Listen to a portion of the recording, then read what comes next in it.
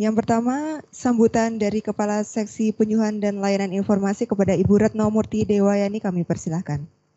Bismillahirrahmanirrahim. Terima kasih Mbak Anis. Assalamualaikum warahmatullahi wabarakatuh. Selamat siang dan salam sejahtera untuk kita semua. Alhamdulillah pada hari ini kita bisa berkumpul di sini dalam rangka bincang-bincang ya Bapak Ibu. Jadi untuk kali ini nanti akan dipaparkan oleh Pak Medi terkait dengan PMK 96. Sebelumnya perkenalkan dulu, saya Dewayani, Kepala Seksi Penyuluhan dan Layanan Informasi, mewakili Pak Galih yang kebetulan saat ini berhalangan hadir dikarenakan sedang mengikuti Zoom meeting dengan Pak Dirjen, jadi di ruang sebelah. Sebenarnya beliau juga pengen ikut di sini, jadi mendengarkan keluhan terkait dengan barang kiriman ini.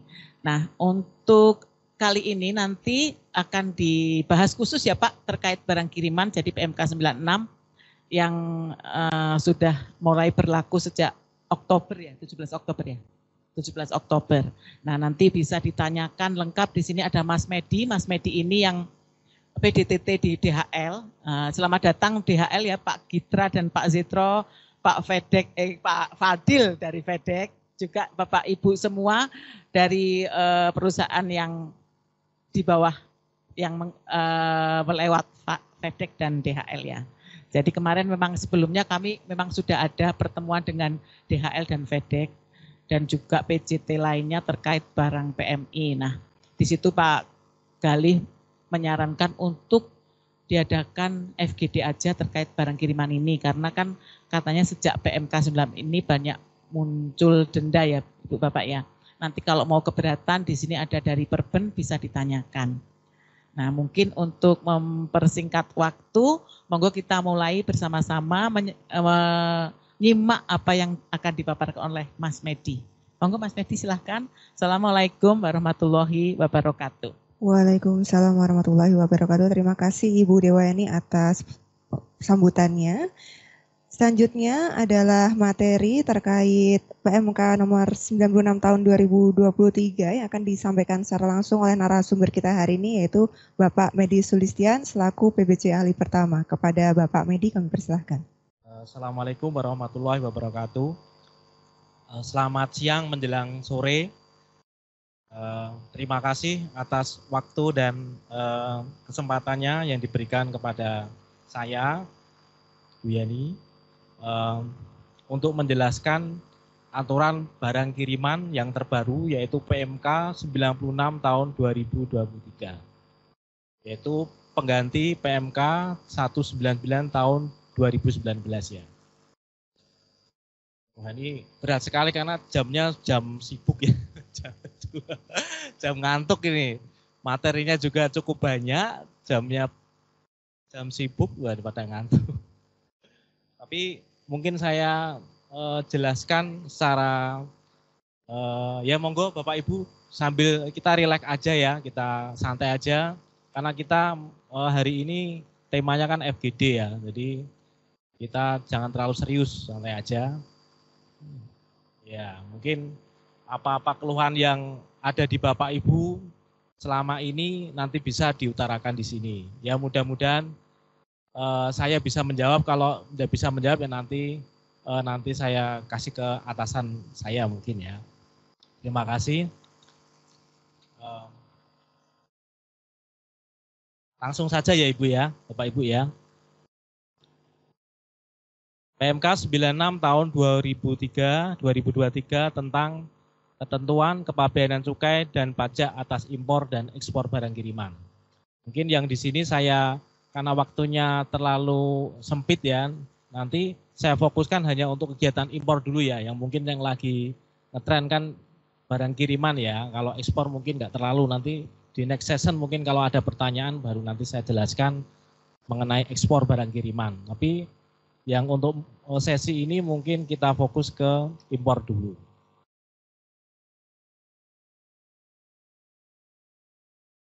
Latar belakang, kita bicara mengenai latar belakang ya, timbulnya PMK ini, PMK 96 tahun 2023, yaitu sebenarnya PMK ini dipercepat ya, sejarahnya kan dipercepat Sebelumnya perlakuannya itu selama 60 hari sejak diundangkan, mungkin tanggal 17, harusnya 17 Oktober ya, jadi dipercepat jadi 17 September ya. Betul ya?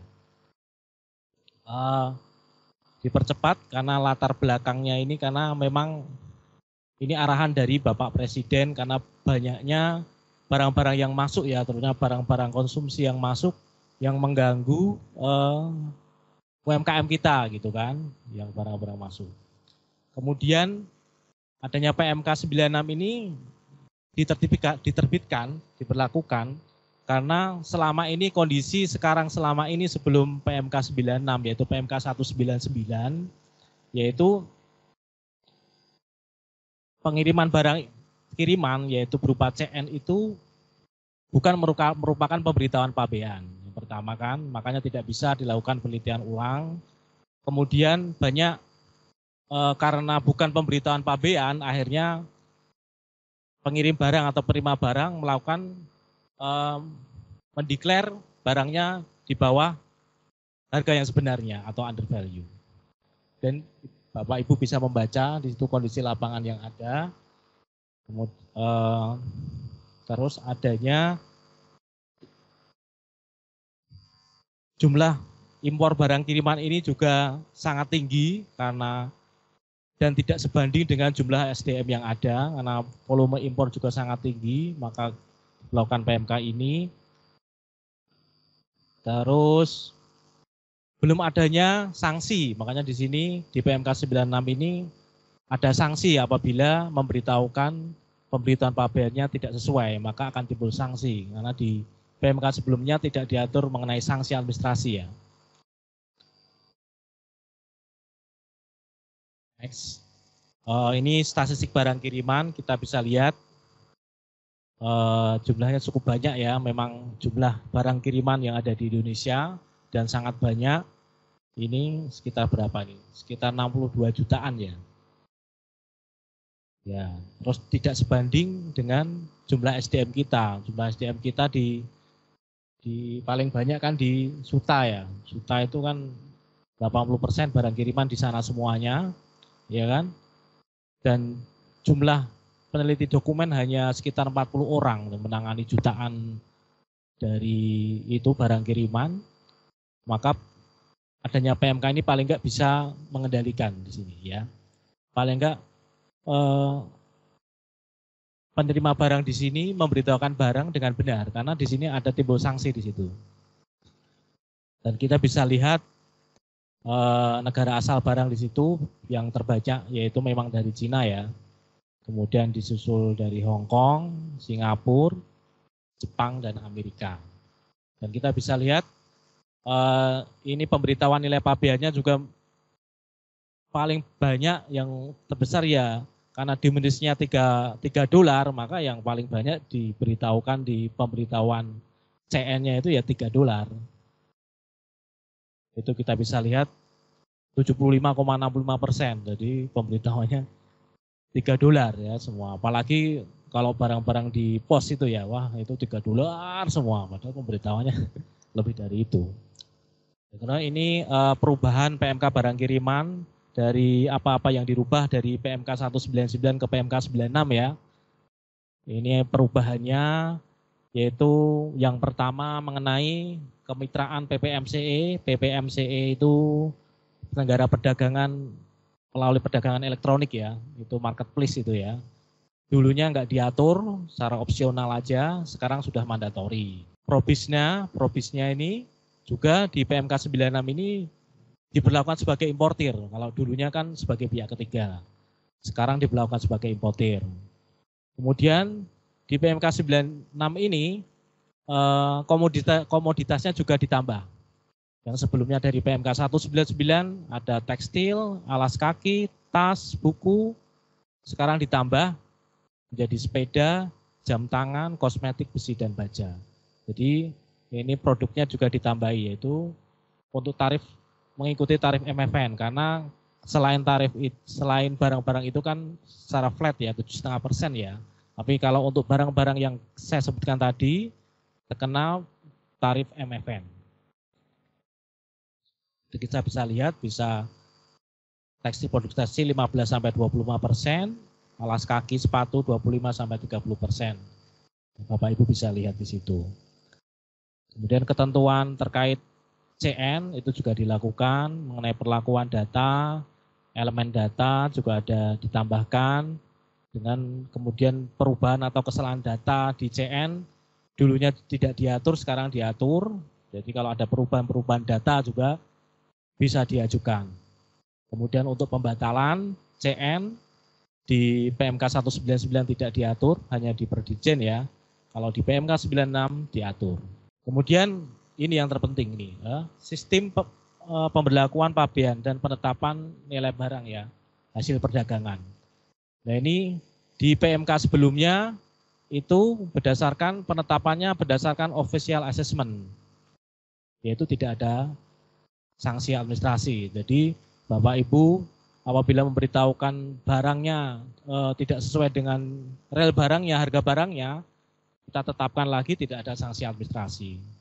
Dia juga yang menetapkan di situ dan tidak ada timbul sanksi administrasi di situ ya.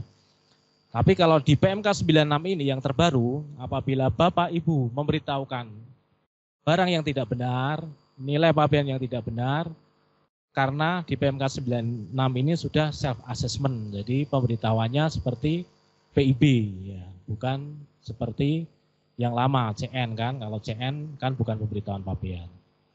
Itu self assessment. Jadi kalau self assessment ya Bapak Ibu juga yang penerima barang ini bertanggung jawab terhadap kewajaran nilai barang ini, kebenaran harga barang yang dicantumkan. Apabila tidak sesuai, dia juga menetapkan lain, ada indikasi tidak benar, maka di situ ada konsekuensi sanksi di situ ya. Kemudian yang selanjutnya ketentuan ekspor yang di PMK 199 belum diatur, yang 96 diatur. Pemberlakuan PMK yang baru tanggal 17 Oktober 2023 karena memang dipercepat ya, begitu itu ya. Ini ruang lingkup PMK barang kiriman, yaitu ada penyelenggara pos di situ. Penyelenggara pos itu dibagi dua, yaitu PPYD dan PJT. PPYD itu ya pos, penyelenggara pos yang ditunjuk oleh badan pemerintah ya, di pos yang di Pasar Baru. Sekarang di sini sudah nggak ada ya, karena digabung di Pasar Baru semua. Kalau untuk yang kedua adalah PJT, pos PJT ya PEDEK, DHL itu ya disebut PJT. Terus itu pengurusan pemenuhan ya ini. Terus barangnya juga dibedakan menjadi dua, barang impor untuk barang kiriman yaitu barang hasil perdagangan dan barang selain hasil perdagangan. Yang ini harus perlu kita perhatikan di sini ya Bapak Ibu ya. Harus dibedakan barang hasil perdagangan dan barang hasil non perdagangan. Barang hasil perdagangan apa? Yaitu barang hasil perdagangan memang di sini ada 3 kriteria yang termasuk barang hasil perdagangan ya, yaitu hasil perdagangan melalui PPMCE, yaitu Bapak Ibu beli di marketplace, kalau di luar negeri biasanya di Alibaba atau di AliExpress, mungkin itu ya sebagai wadah untuk tempat penjualan barang secara elektronik ya. Kayak kalau di luar negeri kan kalau di Cina itu biasanya Alibaba, AliExpress, Amazon gitu kan kalau di Eropa atau eBay di luar. Kemudian apalagi kriteria hasil perdagangan itu, yang kedua penerima dan atau pengirim barang adalah badan usaha. Jadi yang penerima atau pengirim barang di sana adalah perusahaan atau badan usaha, itu juga termasuk kategori hasil perdagangan. Ya, kemudian yang ketiga terdapat invoice atau barang kiriman.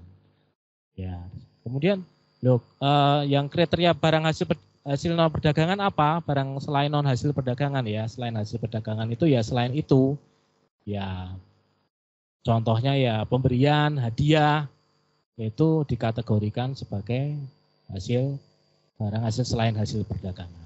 Selain itu dikenakan, itu kayak barang contoh itu juga dikenakan, barang contoh, barang replacement yang masih garansi, walaupun itu gratis ya tapi kan yang ngirim dari perusahaan, itu tetap diperlakukan barang hasil perdagangan.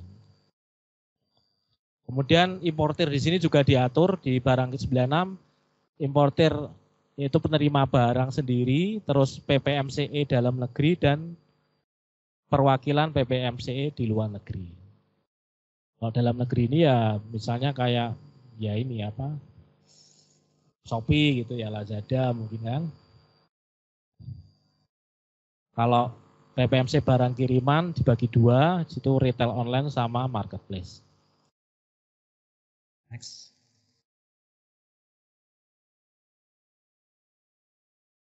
Ini tadi sudah saya jelaskan yang dimaksud importer barang kiriman ada 3, yaitu PPMCE sendiri, terus PPMCE, terus kemudian PPMCE yang berkedudukan di luar negeri, dan yang ketiga yang bertindak sebagai importer yaitu penerima barang sendiri. Terus apa konsekuensi dari PPMCE ini, yaitu marketplace ini sebagai, karena dianggap sebagai importir, berarti ada timbul kewajiban di situ karena dia sebagai importir. Dia harus yang pertama mengenai ketentuan kepabeanan juga harus memberitahukan pemberitaan pabean dengan benar, ya kan?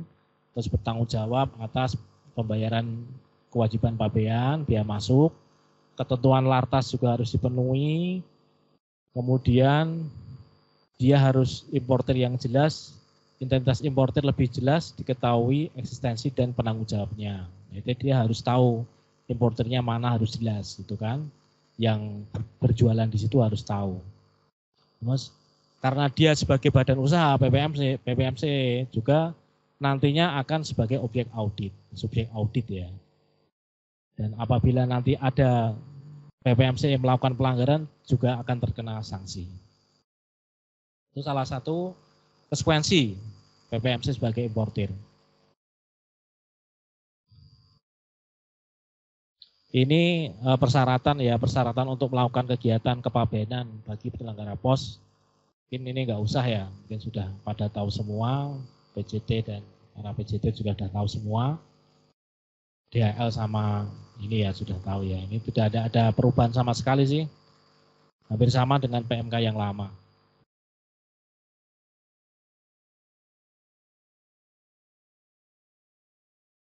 Ini jaminan juga sama.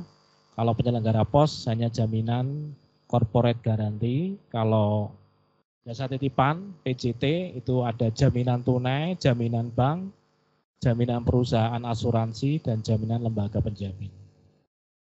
Jadi besarnya jaminan berapa untuk PJT? Yaitu sebesar jumlah pembayaran biaya masuk, cukai, dan PDRI dalam jangka waktu 3 hari.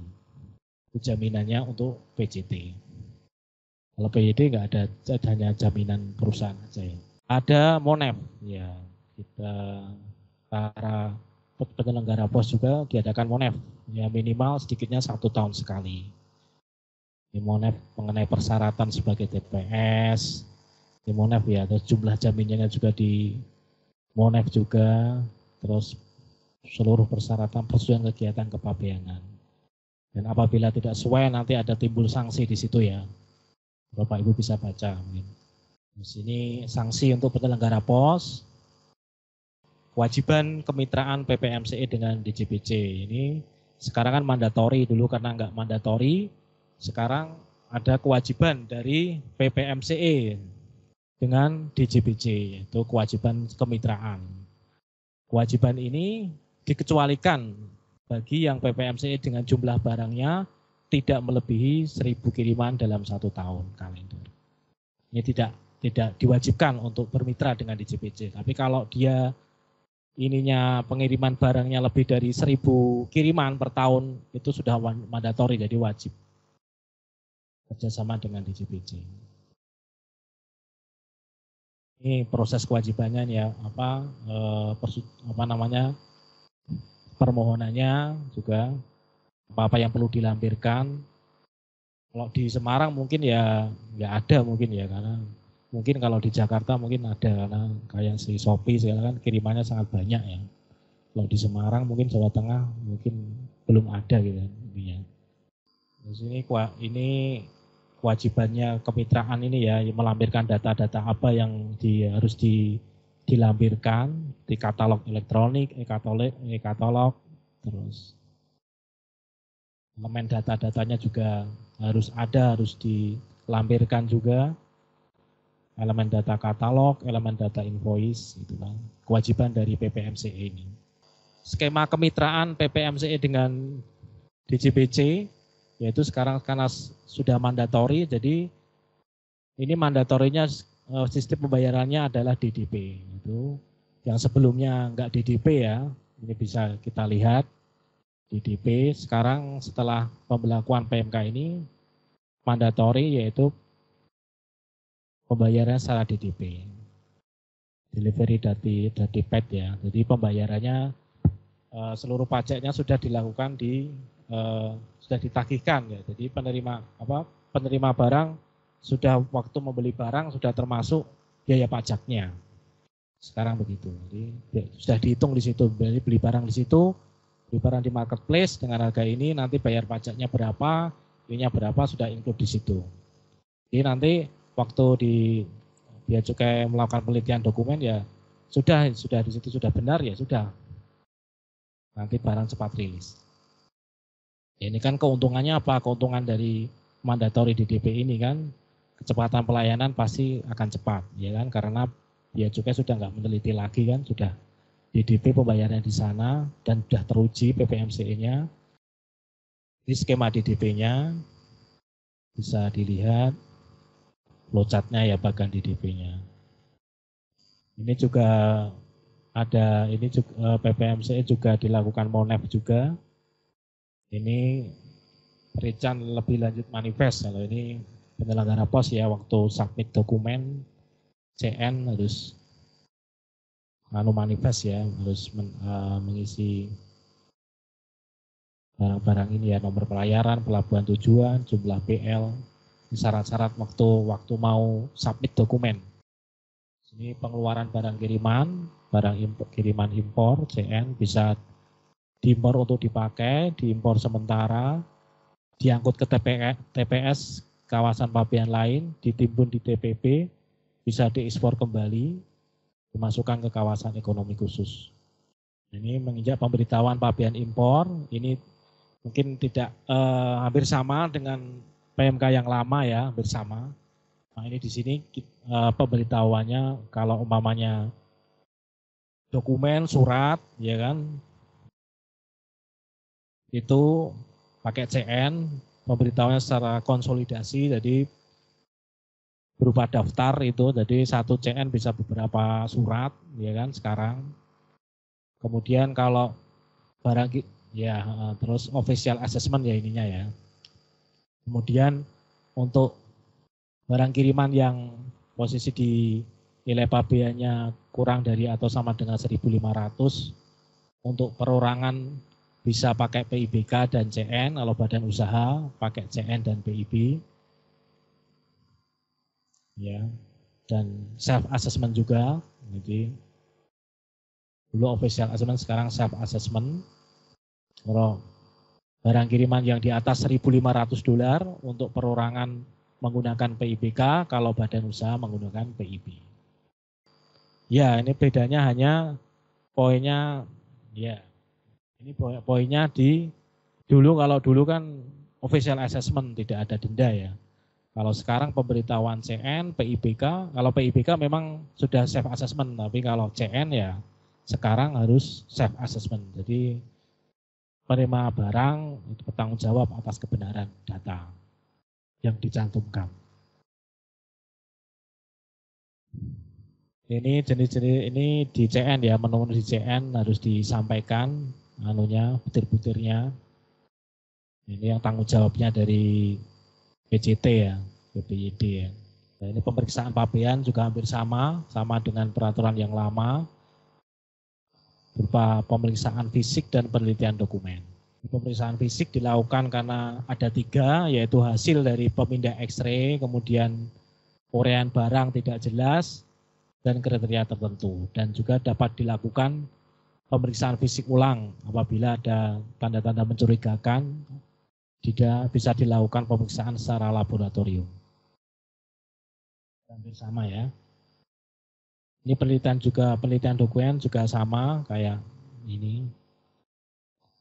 Penelitian dokumen ini outputnya juga ada 3 ya, SPBL, terus persetujuan pengeluaran barang, penetapan tarif dan nilai pabean. Ini kalau ada barang-barang lartas ya nanti outputnya ya kena SPPL ya kan. Kalau umpamanya bebas biaya masuk dan PDRI, persetujuan pengeluaran barang.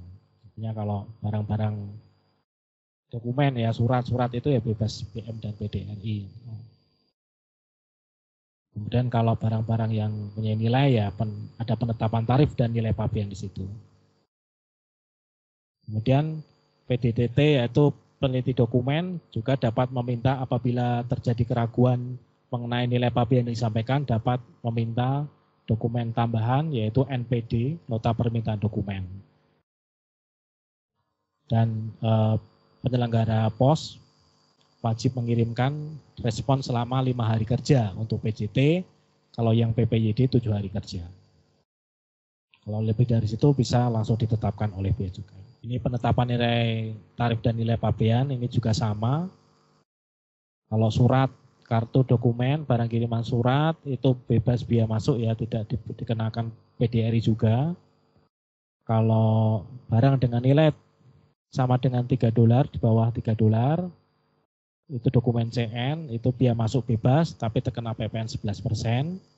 Kalau nilai pabeannya $3 sampai dengan 1.500, dokumen pemerintah pabean CN, kena biaya masuk 7,5%, flat dan PPN 11%, PPH 0 ya, kecuali untuk tarif MFN yang tadi saya sebutkan tadi ya.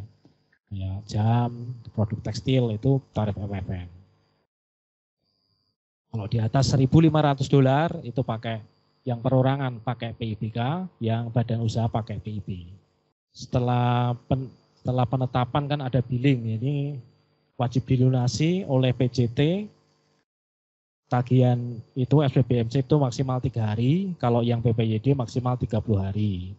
Kalau bila lebih, nanti terkena sanksi denda administrasi yaitu 10% dari biaya masuk.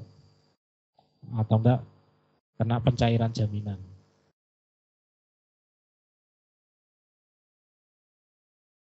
Ini pengembalian barang kiriman oleh PPYD, kalau ini PT Pos ya.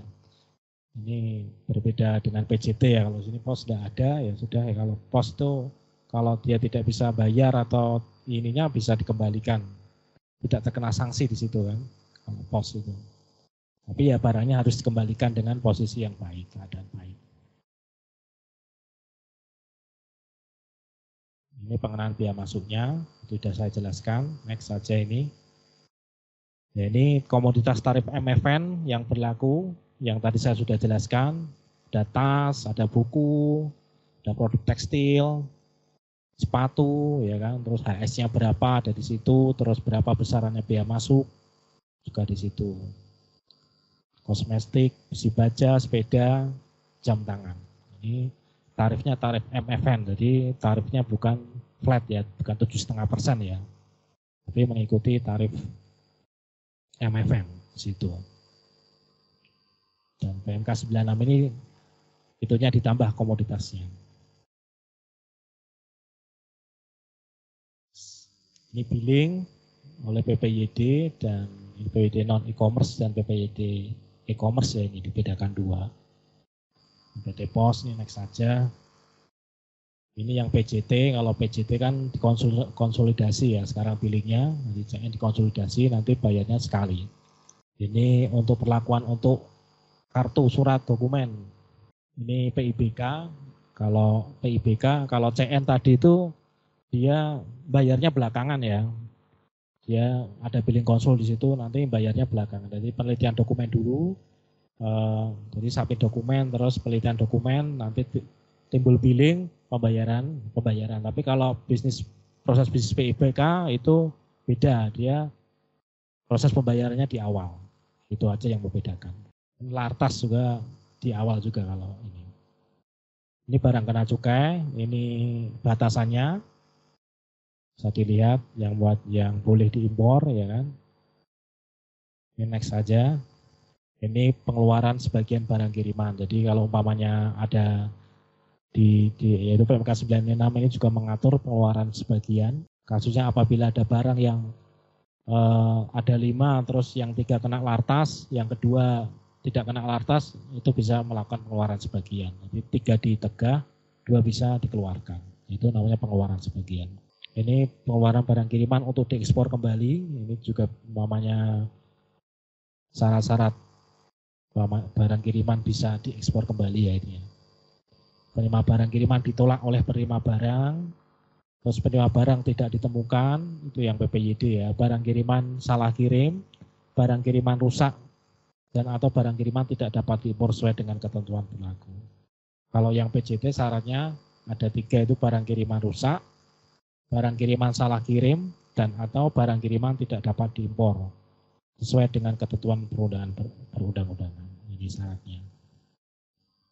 Yang PJT tidak ada barang kiriman ditolak oleh penerima barang. Kalau ada barang yang tidak karena ditetapkan terus tidak kuat bayar atau apa, itu nggak bisa diekspor. Ya. Untuk PJT ya, untuk PJT. Kalau PPYD mungkin bisa diekspor. Ini untuk fasilitas ya ini ya. Next saja ini. Ini juga ada perubahan atas kesalahan data CN apabila ada kesalahan data di pemberitahuan di CN atau PIPK, juga bisa melakukan permohonan perubahan. Tapi ada koridornya juga, nggak semua disetujui ya, itu ada koridornya itu. Syaratnya parkir telah yang perubahan atas kesalahan data tidak dapat dilakukan dalam hal parkir telah dikeluarkan dari kawasan pabean. Jadi kalau sudah keluar, sudah SPPB tidak bisa dimotul lah, tidak bisa dirubah. Kemudian kesalahan merupakan temuan pejabat, kalau sudah ada penetapan dari pejabat bea cukai PDTT, ya tidak bisa dilakukan perubahan. Dan di CN telah mendapatkan penetapan. Ini pembatalan CN, ini juga apabila ada mekanisme pembatalan CN juga diatur di sini. Dan ada syarat-syaratnya juga. Terjadi kesalahan pengiriman CN atau PIPK, penyampaian CN atau PIPK atas impor barang kiriman yang sama dilakukan lebih dari 1 kali dan sebagainya ya, itu bisa dibaca sendiri. Next. Kemudian ada pembetulan SPB MCP. Pembetulan SPB MCP ini kalau nggak salah hanya untuk PPYD ya. PPYD kalau ada kesalahan tulis, kesalahan hitung, kesalahan itu untuk PPYD. Untuk pos ya, kalau PJT kayaknya tidak diatur ya. Ini keberatan. Nah ini kalau Bapak Ibu merasa keberatan atas penetapan nilai pabean yang telah ditetapkan oleh pejabat bea cukai, maka bisa ada hak di situ yaitu keberatan. Itu keberatan atas SPB MCP, atas SPTNP atau penetapan lainnya. Keberatannya juga sekarang sudah diatur ya, sekarang pakai online ya sekarang. Mungkin sekarang pribadi ya yang boleh pribadi perusahaan. Kalau PJT kayaknya malah belum dianu ke aplikasi malah. Jadi yang selama ini keberatan itu ya penerima barangnya langsung. Ini BTD, ini yang barang-barang yang tidak diurus ya, yang 30 hari.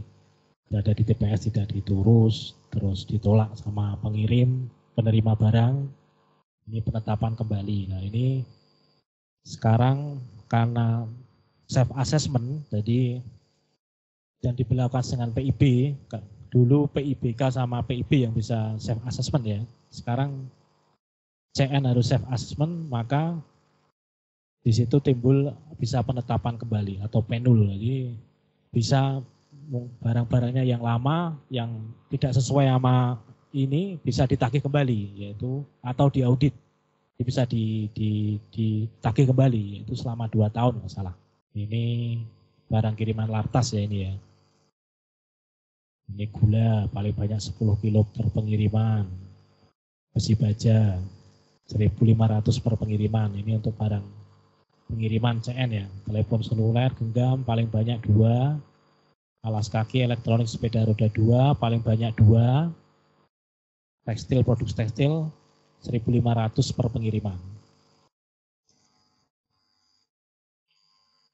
Baik, terima kasih Pak Medi atas penyampaian materinya. Saat ini kita memasuki sesi tanya jawab ataupun sesi diskusi. Kami persilahkan kepada Bapak Ibu hadirin peserta.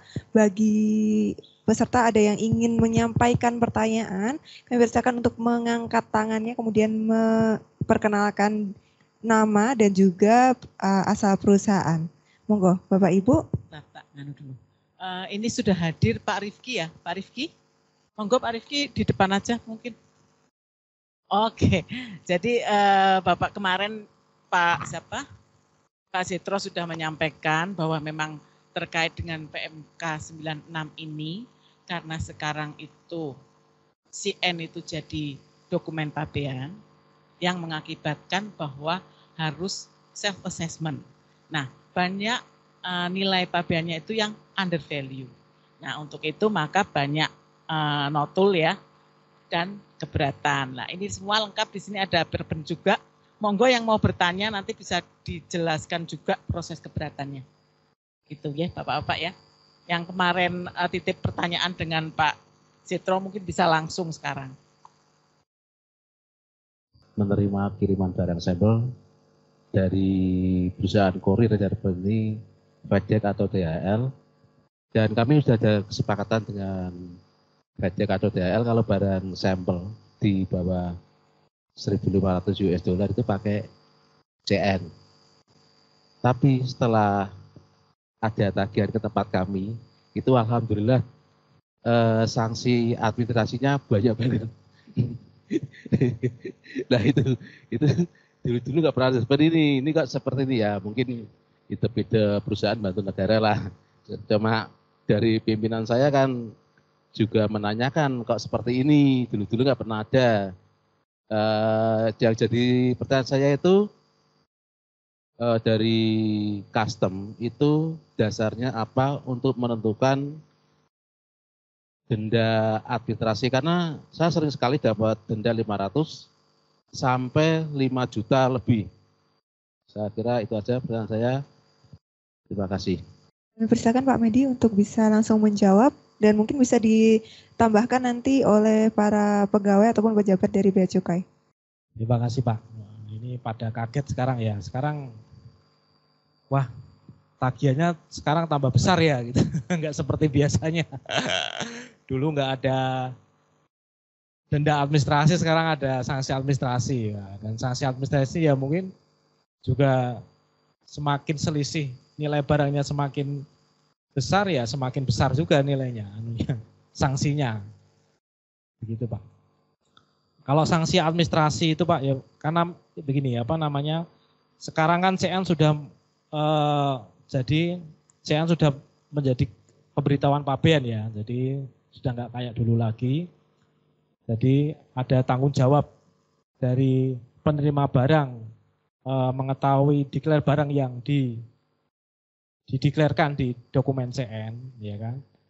Kebanyakan memang kalau barang-barang perusahaan itu barang-barang contoh ya atau sampel ya, cuma di situ dideklarkan, diberitahukan ya harga sampel, mungkin harga sampel kan tidak diberitahu dengan harga sebenarnya harga barang itu, begitu kan. Makanya ini TV ini harga di pasaran umpamanya TV Sony 32 inch di harga luar negerinya mungkin 3 juta atau berapa, tapi karena harga sampel mungkin diberitahukan cuma di bawah 3 juta mungkin kan, bisa juga mungkin malah jadi $3 atau tidak, karena di situ tidak ada proses pembayaran di situ. Tapi memang kalau barang sampel itu Pak harus diberitahukan dengan harga sebenarnya Pak, begitu. Kalau enggak diberitahukan dengan harga sebenarnya, walaupun tidak ada transaksi di situ, ya kan, karena sampel ya. Itu kalau pemberitahuannya salah, ya kan, itu akan timbul denda di situ.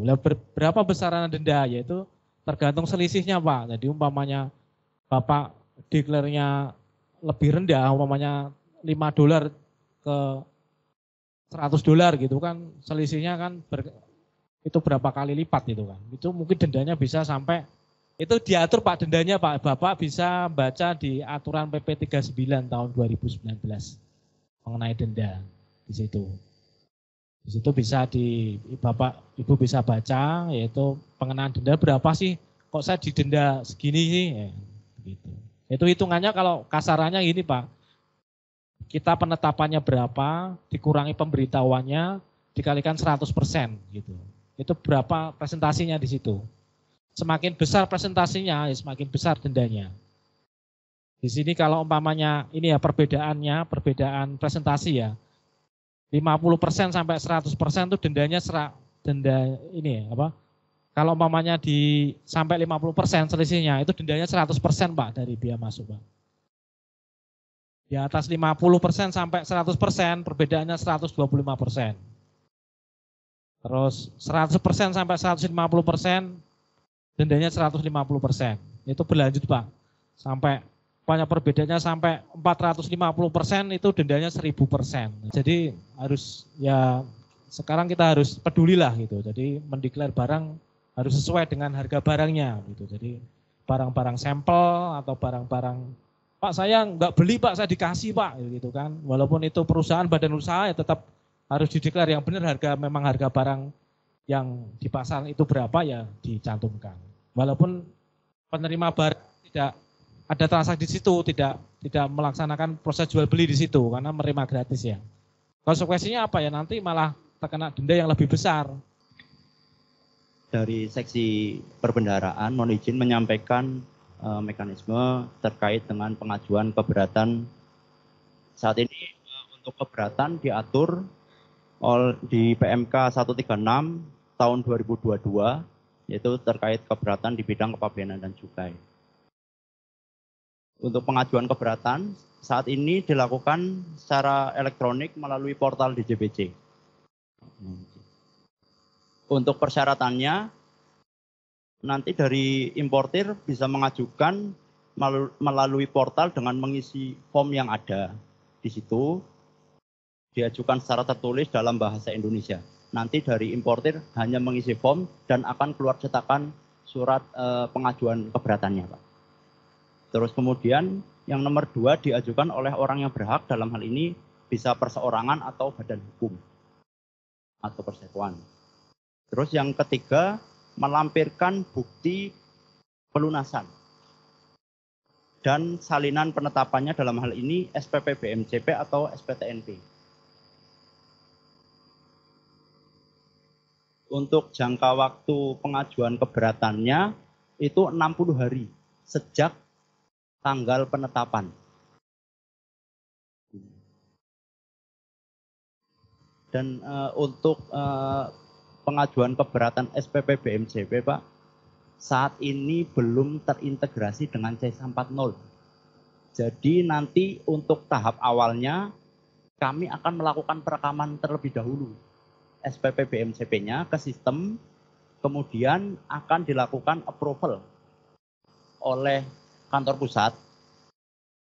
Kemudian setelah terekam di sistem, baru nanti kami akan menyampaikan kepada importir sudah bisa dilakukan perekaman, seperti itu, Pak. Jadi nanti prosesnya dari importir menyampaikan ke kami SPP BMCP, kami lakukan perekaman, dilakukan approval sama kantor pusat, kemudian baru bisa dilakukan pengajuan keberatannya. Seperti itu, Pak. Terus untuk keberatan SPP BMCP akan dilakukan penelitian oleh seksi PKC 3, barang kiriman.